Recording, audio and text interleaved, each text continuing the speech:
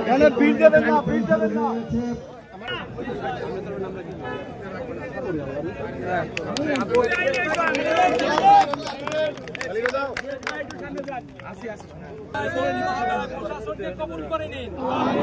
আমাদের উন্নয়নকে অব্যাহত রাখুন।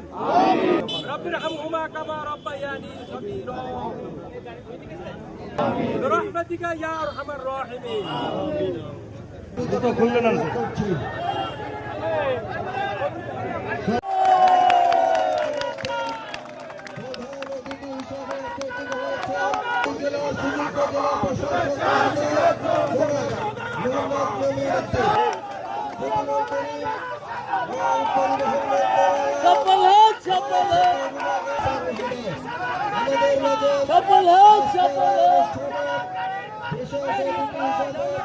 তারপরে ঈদের দিনও ছিল স্যার, তারা অনেক পরিশ্রম যে আপনারা এসেছেন এবং আমি সকলকে আন্তরিক ধন্যবাদ।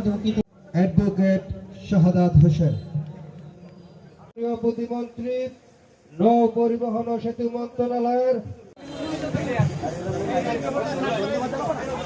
উপস্থিতি পর্যায়ে আমাদের সামনে মূল্যবান বক্তব্য পেশ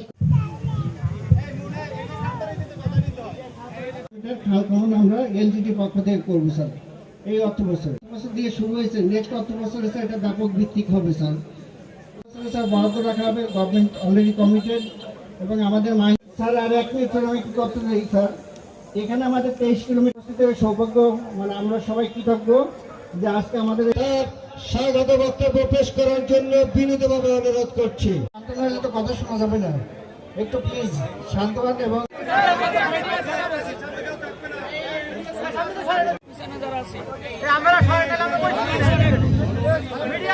আজকে খাল খনন শুভ উদ্বোধনের সম্মানিত জনাব রফিকুল ইসলাম জামাল ভাই, জনাব উপস্থিত আছেন প্রিয় সাংবাদিক ভাইরা এবং সুধীবৃন্দ। এই সাব প্রজেক্টের আওতায় স্যার আরো প্রায় 12টি, এখানে শুধু মাটি খননের কাজ হবে 3,18 লাখ টাকা স্যার। আমাদের এখানে 4,65 লক্ষ টাকার কাজ আমাদের এলজিডির মাধ্যমে 7 দিনের মাথায় সারা বাংলাদেশ ব্যাপী যত জলাশয় যে পুনঃখনন, এই পুনঃখনন অনুষ্ঠানের